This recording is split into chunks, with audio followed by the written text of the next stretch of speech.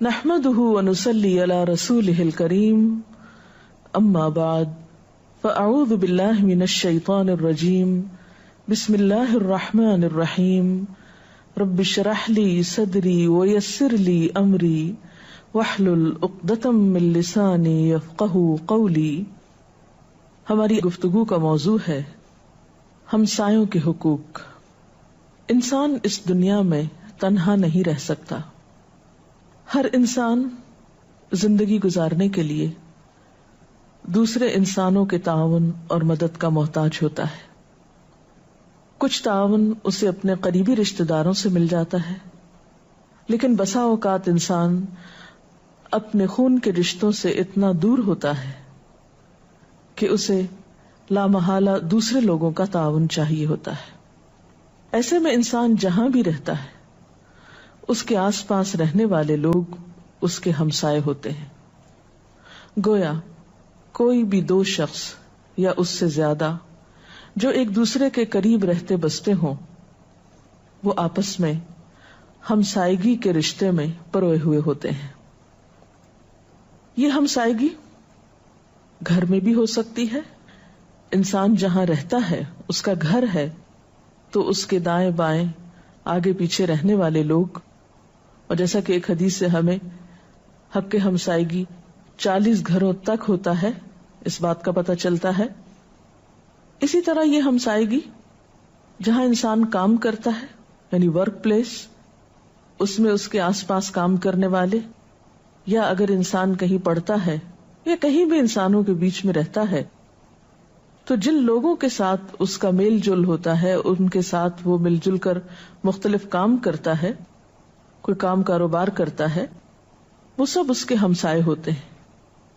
کچھ ہمسائے ایسے ہوتے ہیں جن کے ساتھ انسان طویل عرصے تک زندگی بسر کرتا ہے یا ایک زمانے تک ان کا ساتھ ہوتا ہے، اور کچھ ہمسائے ایسے بھی ہوتے ہیں کہ جن کے پاس انسان وقتی طور پر بیٹھتا ہے۔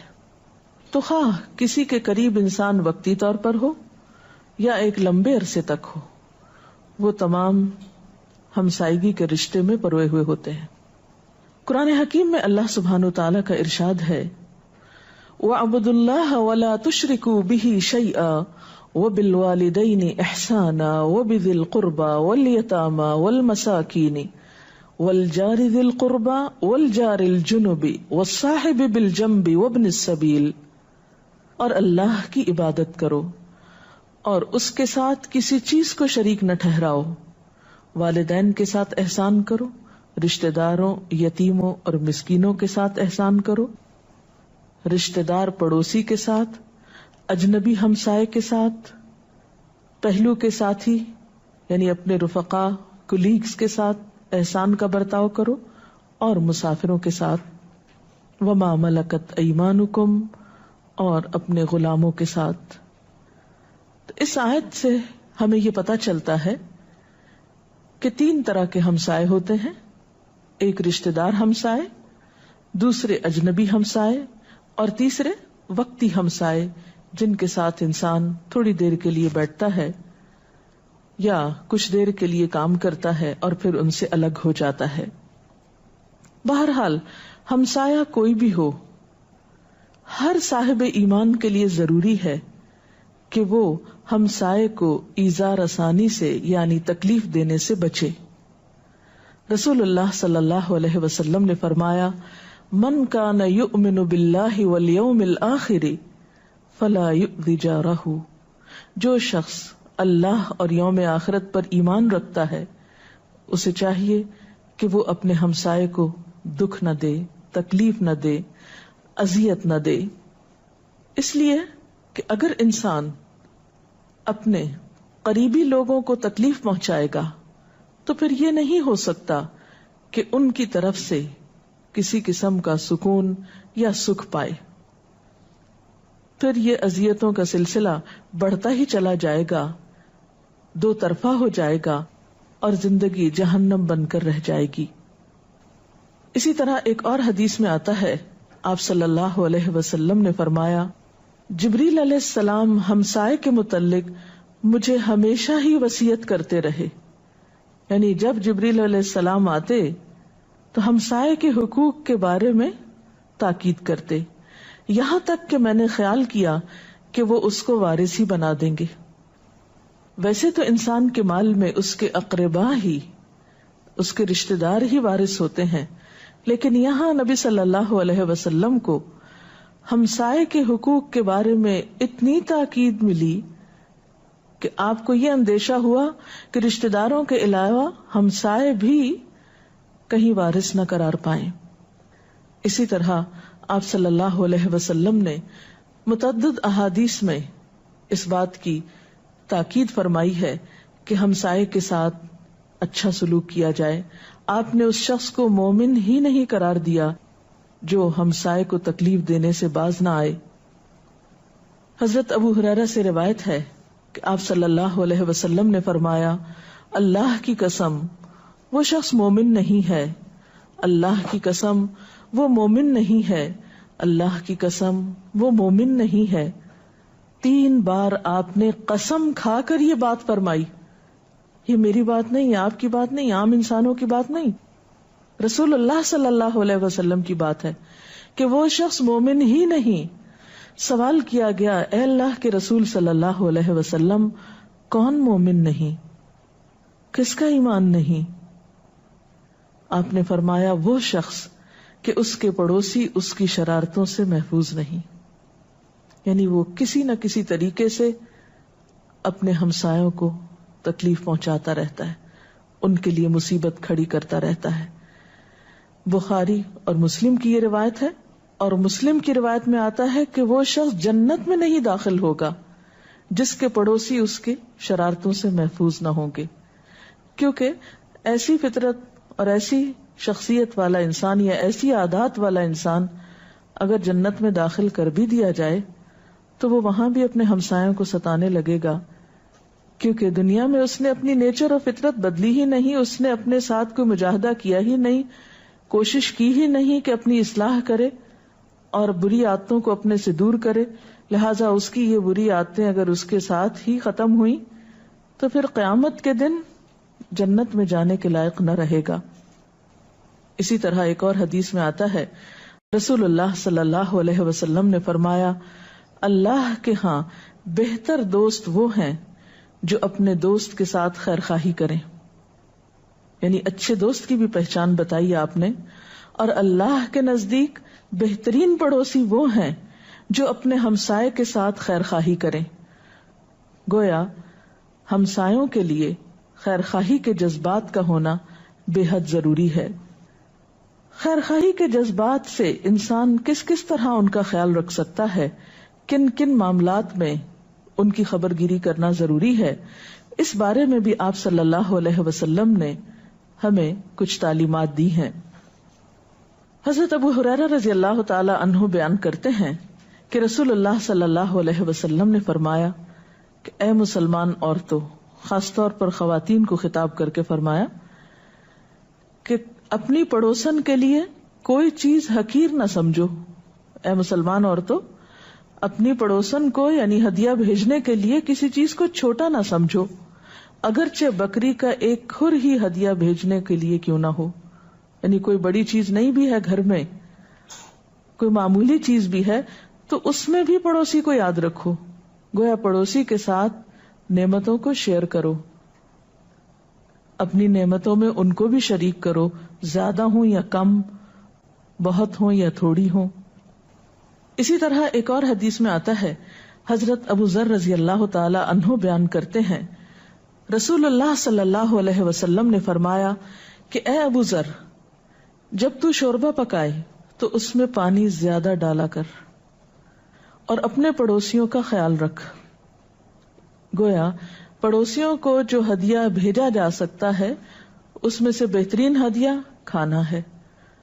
عام طور پر ہم سمجھتے ہیں کہ ہمارا کھانا شاید ہمارے اپنے لیے کافی نہ ہو، تو فرمایا کہ اس کھانے کی مقدار بڑھا لو پانی ڈال کر، لیکن پڑوسی کا خیال رکھو، کیونکہ وہ شخص مومن نہیں جو خود تو پیٹ بھر کے کھانا کھا لے اور اس کے پڑوسی بھوکے رہ جائیں۔ مسلم کی روایت میں آتا ہے، حضرت ابو ذر کہتے ہیں کہ میرے دوست رسول اللہ صلی اللہ علیہ وسلم نے مجھے تاکید کی کہ جب تو شوربہ پکائے تو اس میں پانی زیادہ ڈال دو، پھر اپنے پڑوسیوں کے گھر والوں کا خیال رکھو اور ان کو اس سے اچھے انداز کے ساتھ دیا کرو، یعنی معمولی چیز بھی بھیجو تو عزت و احترام اور اکرام کے ساتھ، کیونکہ بسا اوقات انسان دوسرے کے ساتھ جب احسان کا معاملہ کرتا ہے تو احسان جتانا بھی شروع کر دیتا ہے، یا پھر احسان کرنے کے بعد احسان کی توقع رکھتا ہے، یا پھر اس احسان کا تذکرہ لوگوں کے بیچ میں کرتا رہتا ہے۔ ایسے تمام چیزیں دوسرے کو اذیت پہنچانے میں شامل ہوتی ہیں، اس لیے ان سے بچنا بے حد ضروری ہے۔ اسی طرح صرف خیرخواہی میں کھانا بھیجنا یا کچھ ہدیہ بھیجنا ہی نہیں، بلکہ پڑوسی بعض اوقات چھوٹی چھوٹی چیزوں کے ضرورت مند ہوتے ہیں۔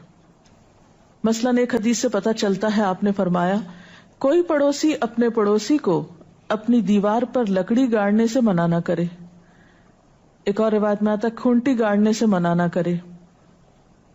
حضرت ابو ہریرہ فرمایا کرتے، میں محسوس کرتا ہوں کہ تم اس سے اعراض کر رہے ہو، یعنی میں تمہیں نبی صلی اللہ علیہ وسلم کی حدیث سنا رہا ہوں اور تم لوگ ماننے میں مشکل کر رہے ہو، یا ماننا تمہیں اس وقت مشکل لگ رہا ہے، تو اللہ کی قسم میں اس مسئلے کو تم پر مسلط کر کے رہوں گا، یعنی تم سے منوا کے رہوں گا، کیونکہ یہ نبی صلی اللہ علیہ وسلم کی تاکید ہے۔ عموماً ایسا ہوتا ہے کہ جب ایک ہمسایہ مکان تعمیر کرنے لگتا ہے تو اسے بعض اوقات دوسرے کی دیوار پر کچھ رکھنے کی ضرورت پیش آتی ہے، کہیں کیل گاڑنے کی ضرورت پیش آتی ہے، کہیں کسی اور طرح دوسرے کی مدد درکار ہوتی ہے۔ تو ایسے تمام مواقع پر دوسرے کے لیے سہولت پیدا کرنا، اس کی مدد کرنا، اس کی ضرورت کو پورا کرنا، یہ مسلمان کا حق ہے، اور ایسے مواقع پر دل تنگ نہیں ہونا چاہیے، بلکہ آگے بڑھ کر دوسرے کی مدد کی جانی چاہیے، کیونکہ آج اگر کوئی دوسرا شخص مدد کا محتاج ہے تو کل اسی مدد کے محتاج ہم خود بھی ہو سکتے ہیں۔ اور جب تک انسان قربانی کی سطح پر دوسرے کا خیال نہ رکھے، اس وقت تک حالات میں خوشگواری ہو نہیں سکتی، کیونکہ بسا اوقات انسان کو اپنی ضرورت پیچھے رکھ کر، اپنی سہولت پیچھے رکھ کر دوسرے کے لیے سہولت پیدا کرنا ہوتی ہے۔ اسی طرح ایک اور موقع پر ہم دیکھتے ہیں کہ آپ صلی اللہ علیہ وسلم وضو فرما رہے تھے، صحابہ کرام بہت شوق اور محبت میں آپ کی وضو کا پانی لے کر اپنے جسم پر تبرکن مل رہے تھے۔ جب آپ نے دیکھا کہ صحابہ کرام بہت شوق ذوق سے ایک دوسرے سے اس عمل میں آگے بڑھنے کی کوشش کر رہے ہیں، تو آپ نے اس موقع پر انہیں ایک نصیحت فرمائی، اور وہ کیا تھی؟ آپ نے فرمایا جسے یہ بات بھلی معلوم ہو کہ وہ اللہ اور رسول صلی اللہ علیہ وسلم کو دوست رکھے، یعنی ان سے محبت کرے، تو اسے چاہیے کہ جب بولے تو سچ بولے۔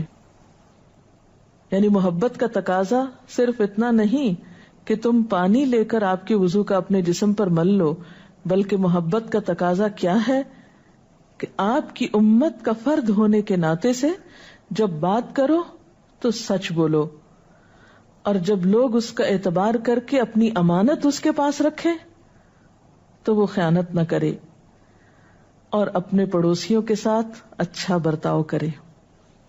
اس میں آپ صلی اللہ علیہ وسلم کی تربیت کا انداز بھی پتہ چلتا ہے کہ جب لوگوں کے اندر ایک شوق اور جذبہ ہو نبی صلی اللہ علیہ وسلم کی محبت کے اظہار کا کوئی طریقہ ان کے اندر نظر آتا ہو تو اس کو موڑ دینا چاہیے انہی کے اخلاق کی بہتری اور انہی کے اچھے عمل کی طرف، کیونکہ قیامت کے دن نبی صلی اللہ علیہ وسلم کی خوشنودی اسی بات میں ہوگی کہ ہم ان کی پیروی کتنی کرتے ہیں۔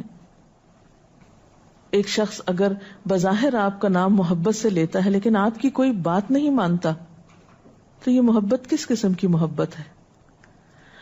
اور آخر میں آپ ہی کی ایک اور حدیث مبارکہ کہ آپ صلی اللہ علیہ وسلم کے سامنے ایک خاتون کا ذکر کیا گیا کہ جو بہت نماز پڑھتی تھی، صدقہ خیرات کرتی تھی، لیکن اپنے ہمسایوں کو اذیت دیتی تھی، اپنے ہمسایوں کے لیے دکھ دینے کا سبب تھی.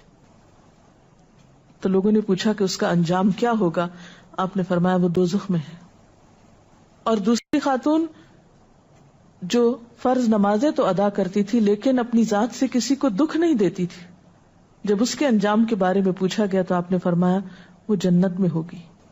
تو اس سے یہ حقیقت کھل کر واضح ہوتی ہے کہ کامیابی کے لیے، یعنی آخرت کی کامیابی کے لیے صرف عبادات کافی نہیں، صرف اللہ تعالی کے حقوق کی ادائیگی کافی نہیں، جب تک کہ بندوں کے حقوق کو پہچانا نہ جائے. اور بندوں کے حقوق میں اہم ترین حق یہ ہے کہ ہم انہیں اپنی اذیت اور دکھ سے بچائیں. ساری عبادات ضائع ہو سکتی ہیں اگر ہم بندوں کے لیے سکون کا نہیں دکھ کا سبب ہوں. اللہ تعالیٰ ہمیں اس سے محفوظ رکھے اور ہمیں انسانوں کی قدردانی کرنا سکھائے اور ان کی خیر خواہی عطا کرے. اس سلسلے میں اگر کوئی سوال ہو آپ کے ذہن میں تو آپ کر سکتے ہیں. پڑوسی بچوں کے ساتھ اچھے سلوک میں کیا کیا باتیں آتی ہیں؟ پڑوسی بچوں کے ساتھ مل کر کھیلنا بھی چاہیے، ان کے ساتھ اپنی چیزیں بھی شیئر کرنا چاہیے، لڑائی جھگڑے سے بچنا چاہیے. اور اسی طرح جب آپ لوگ مل کر گھر سے باہر جیسے کھیل رہے ہوں تو اس وقت جو لوگ راستہ چل رہے ہیں ان کو سلام کرنا چاہیے، کسی کا مذاق پھر نہیں اڑانا چاہیے. پھر اسی طرح یہ ہے کہ پڑوسی بچوں میں جو آپ کے کلاس میں اسکول میں بچے ہیں وہ بھی آ جاتے ہیں جن کی سیٹ آپ کے ساتھ ہوتی یا آگے پیچھے ہوتی. تو اگر ان میں سے کسی کی پینسل گم گئی یا کوئی چیز ان کے پاس نہیں ہے یا اگر کوئی بچہ ایبسنٹ ہو گیا ہے تو اس کو ہوم ورک بتانا چاہیے. کلاس میں کسی چیز کی ضرورت ہے تو شیئر کرنا چاہیے. ٹھیک ہے نا؟ میڈم اگر آپ کا نیکسٹ ڈور پڑوسی بہت دور کا بھی نہیں، ایک دیوار بیچ میں حائل ہے، اگر وہ لوگ آپ سے ملنا نہیں چاہتے، ایسا کوئی لڑائی جھگڑا کچھ بھی نہیں ہے، لیکن ان کی ایک عادت ہے کہ ان کے گھر میں بلا وجہ کوئی آئے نہ، خبر گیری نہ کی جائے، اگر کہیں جاتے ہیں تو نہیں پتا، کہیں آتے ہیں تو نہیں پتا، تو ہم کبھی کبھار تو انسان کا فرض ہے کہ ایک دوسرے کی خبر گیری کرے. تو اس سلسلے میں ہمیں کیا کرنا چاہیے؟ جاتے بھی اچھا نہیں لگتا کہ ان کو پتہ چلتا ہے کہ ان کو پسند نہیں آئی یہ بات ہمارا آنا، لیکن ہم تو اللہ کے لیے چلے ہی جاتے ہیں، تو ہمیں اس سلسلے میں کیا کرنا چاہیے؟ اس میں یہ ہے کہ کبھی کبھار کسی خوشی کے موقع پر، کسی اور ایسے موقع پر خبرگیری تو ضرور کرنی چاہیے، لیکن یہ ہے کہ اسی حد تک انسان دوسرے کے پاس بیٹھے یا جائے جتنا دوسرا برداشت کر سکے. ہو سکتا ہے ان کی کوئی خاص مجبوری ہو، کوئی خاص وجہ ہو، لیکن ایسا نہیں کہ بالکل انسان غافل ہو جائے، کیونکہ ہر انسان کے ساتھ دکھ سکھ، مشکل تنگی آسانی ہوتی ہے. حسن سلوک جاری رہنا چاہیے. میڈم اگر رشتہ دار پڑوسی کسی بھی وجہ سے آپ کو اذیت دیں تو آپ کا کیا ری ایکشن ہونا چاہیے؟ ان سے اعراض برتیں، اور اگر یہ بھی مشکل ہو تو کیا جواب دیں؟ کس قسم کا سلوک اس میں کرنا کہ چاہیے؟ صبر سے کام لینا چاہیے، اور انسان اپنے رویے پر بھی غور کرے کہ آخر وہ کون سی چیز ہے جو دوسرے کو اریٹیٹ کر رہی ہے یا دوسرے کو اوفینڈ کر رہی ہے، اور ان چیزوں سے پھر پرہیز کرنا چاہیے. بعض اوقات انسان کے لیے صبر واقعی بہت مشکل ہوتا ہے، لیکن صبر کا اجر بے پناہ ہے.